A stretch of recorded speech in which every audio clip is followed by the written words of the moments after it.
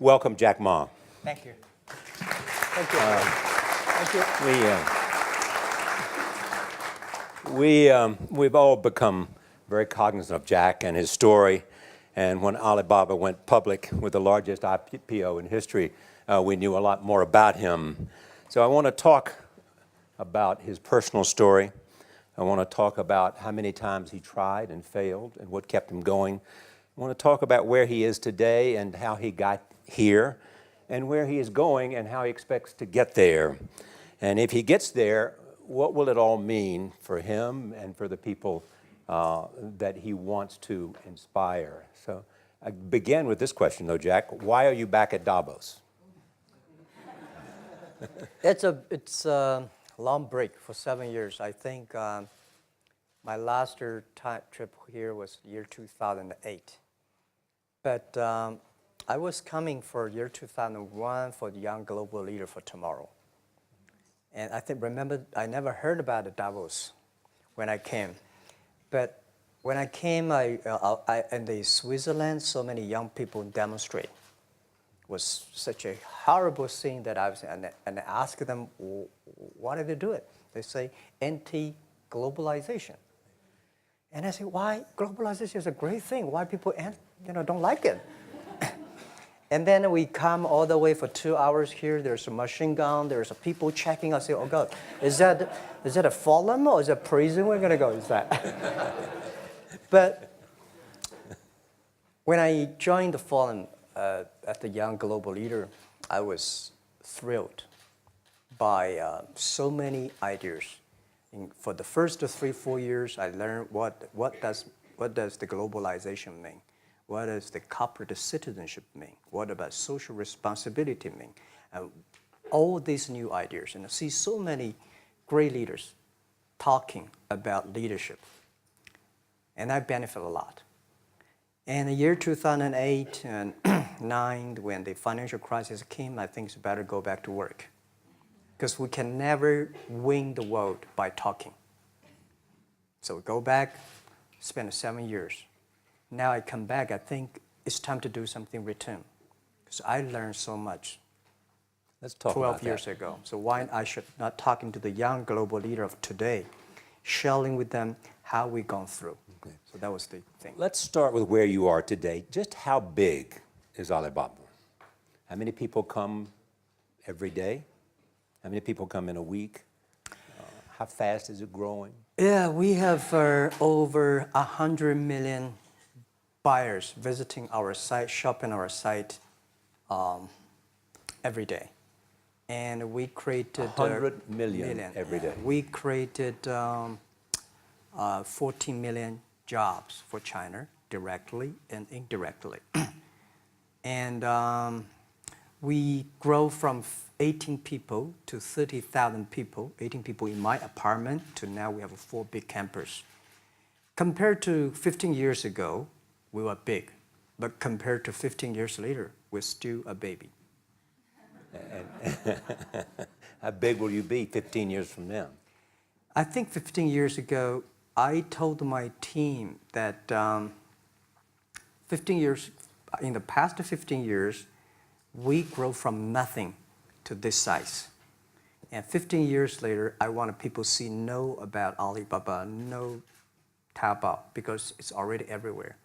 I want 15 years ago when we talk about what is e-commerce, why small business can using this e-commerce, this internet, can do business across the nation. And I hope 15 years later, people forget about e-commerce because they think it's like electricity. Nobody thinks it's a high tech today. Now, this is something that I don't want 15 years later, we still walk on the street talking about why and how e-commerce can help people. Talk about the IPO. Did it exceed your expectations? Well, it's a pretty small IPO, 250. Yes. Yeah. The largest IPO in the history of Wall Street. Of the world. We raised. And number 2 was a Chinese bank. Thank you. I remember year 2001. We went to raise some 5 million, 3 million venture capitalist dollars in the USA, and got rejected. And I say we come back raising a little bit more.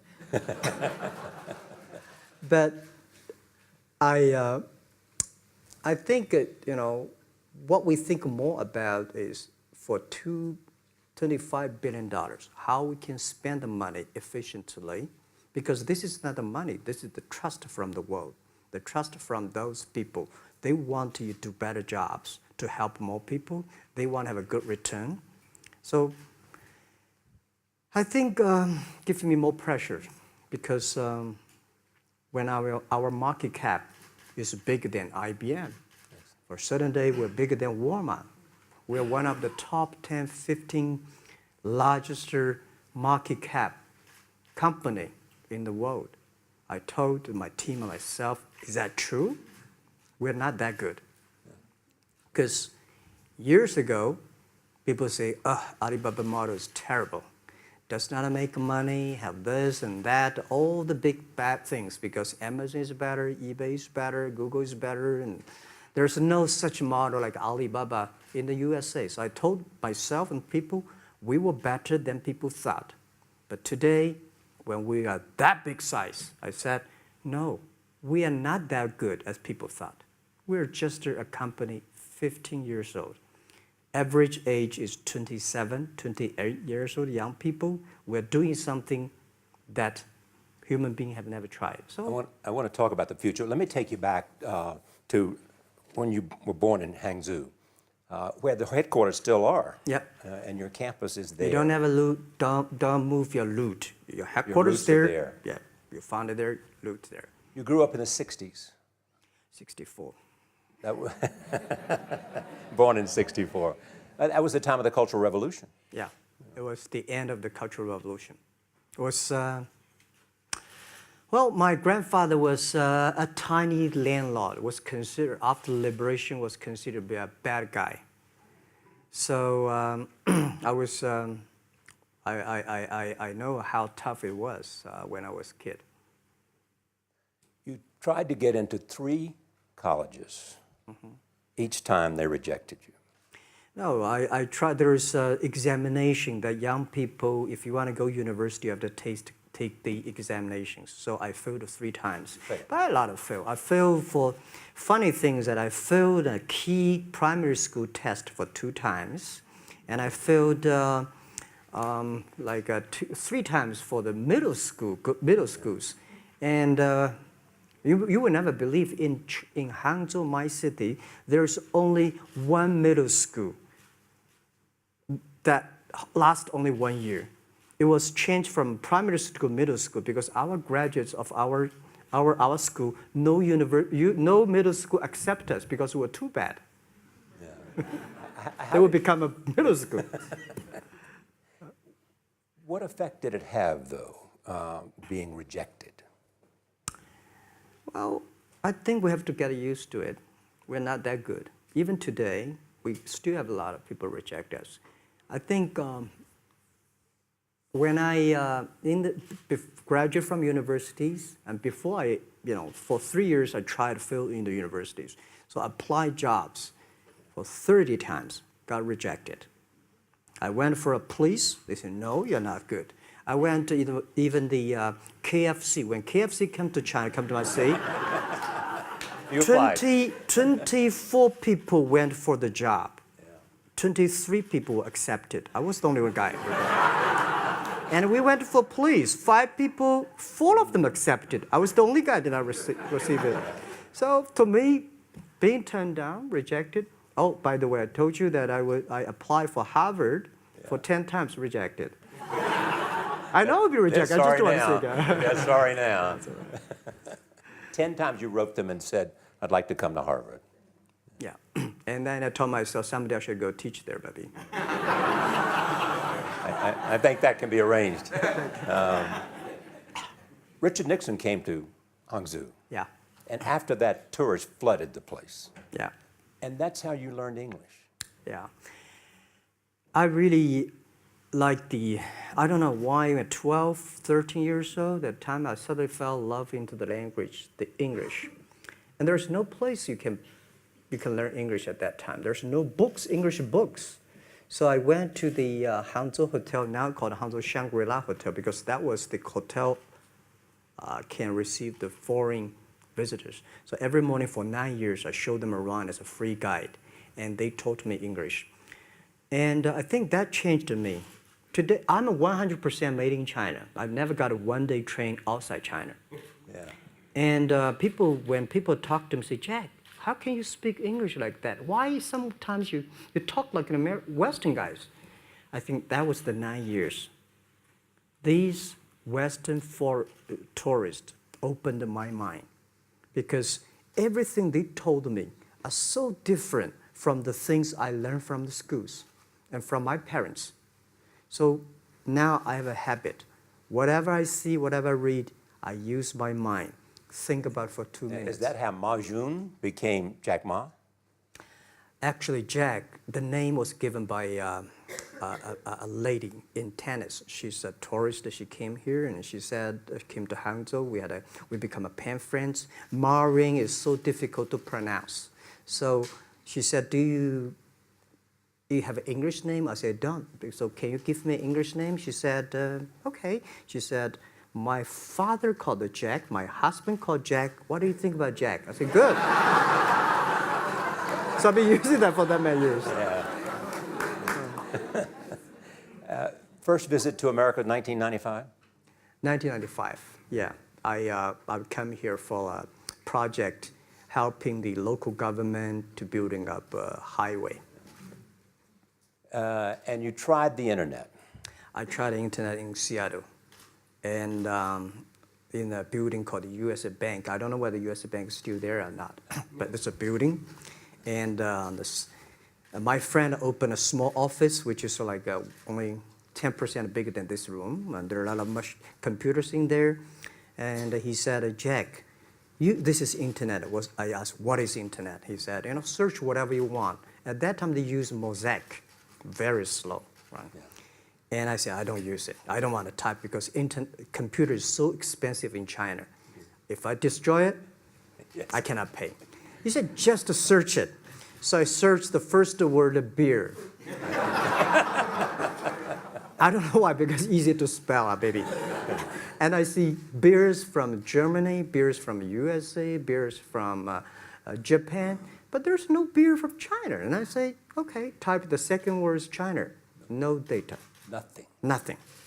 And I said, 1995, no data about China. So I talked to my friend, why not make something about China? So we made a small, very ugly looking page called China. It's something like I did a translation agency, we listed on there. It was so shocking. We launched at 9:40 in the morning. 12:30, I got a phone call from my friend. He said, Jack, you got 5 emails. I said, what is email? And they said, these are the things. So people so excited. Where are you? This is the first time I see a Chinese website on that. How can we can we do something together? So I think this is something interesting. So we should do it. Why did you call it Alibaba? Alibaba? Well, when I started, I think internet is global. We should have a global name. And a name that, interesting, like at that time, the best name is Yahoo. Right, so I've been thinking for many days, suddenly thinking Alibaba is a good name. So I happened to be in San Francisco that day. I did have a lunch, and the waitress came. I asked her, do you know about Alibaba? She said, yes. I said, what is Alibaba? She said, Open Sesame. Good. So I went on the street, asked about 10, 20 people. They all know about Alibaba, 40 Thieves, and Open Sesame. And I think this is a good name. And start with A. Whatever you talk about, Alibaba is always top.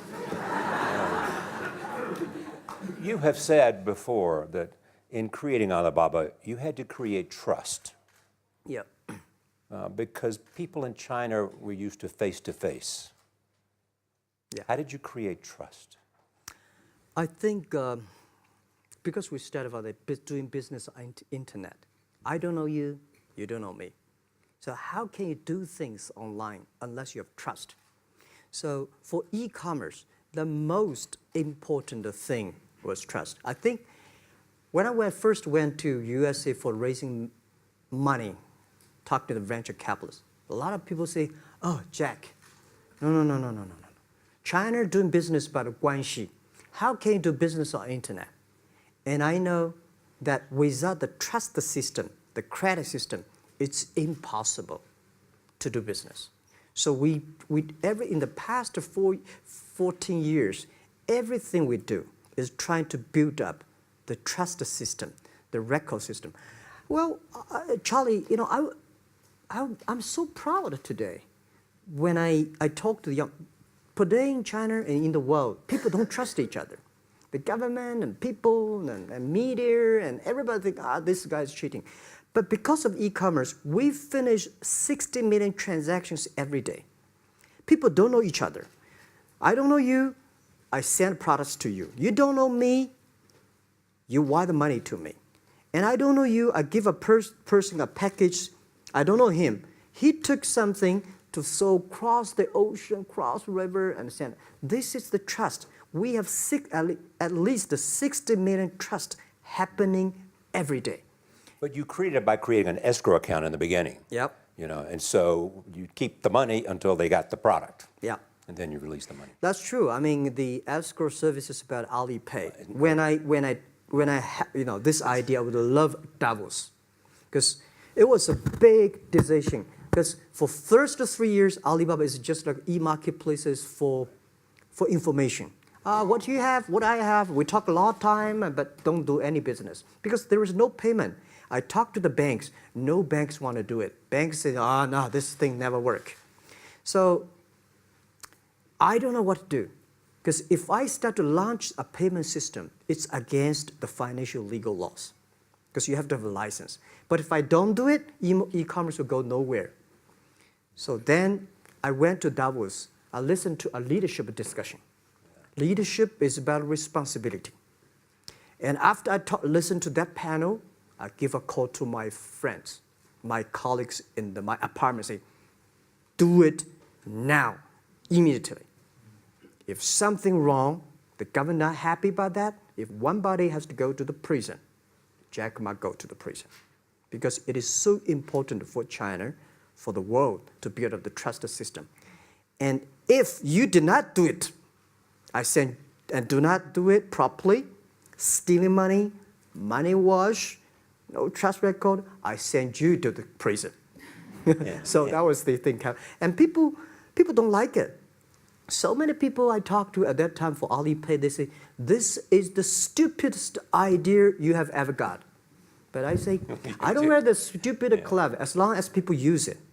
Now we have 800 million people using this Alipay. Stupid things if you do it better is better. Alipay is a privately held thing. It's not part of Alibaba. No, it's a private. Let me talk about money for a second. Yeah. You have never gotten money from the Chinese government? No. None. I want it at the beginning, and later I don't want it, because I think if the company always think about picking money from out of the government pockets, that company is rubbish.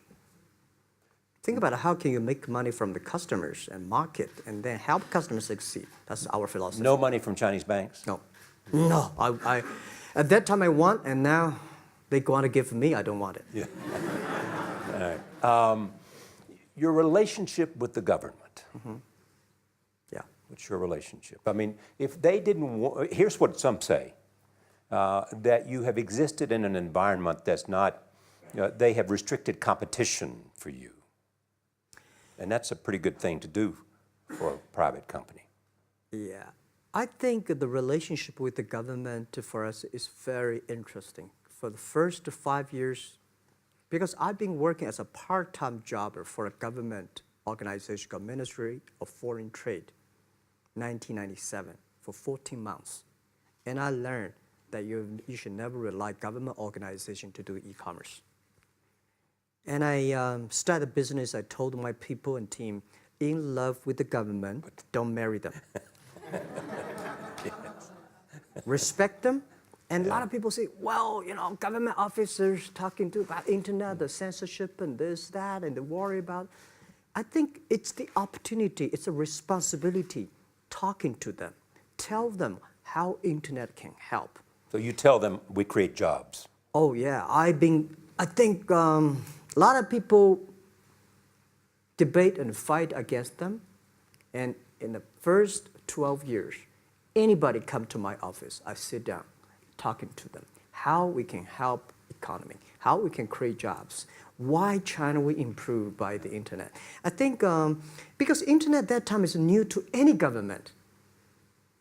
And if you convince somebody, and you have the chance. So today I'm very talkative. That probably this is why I talk to so many people. So, I mean, if the government comes to you and asks you to do something for them, Normally, when government comes say, Jack, can you do this project? I say no. I say no. I can introduce some friends who are interested in doing that for you. But if they continue to want me to do it, I say, okay, I do it, but I don't charge. I hope next time don't come to me again. But recently, we help some government organizations do it. For example, every Spring Festival, the train ticket is so difficult. Hundreds and thousands of farmers work in the cities. In the Spring Festival, they go to the hometown. But when they order tickets on the other way, the whole system crashed for 5 years. So I told my young people, go support them. Don't charge anything. Because I don't want to see millions of farmers go back to city and they cannot buy the tickets. So it's something that it's not for money. It's something it's not for the government. It's for the millions of people. They can buy tickets in a snowy night and they don't have to wait. They just use mobile phone, online, they get ticket. one way stop along the route to where you are in that big IPO was Yahoo. Jerry Yang gave you invested $1 billion. Yeah. $1 billion. Yeah. It turned out to be a pretty good investment for Yahoo. Yeah. But one time after another, you raised this money on your own outside of China with investors.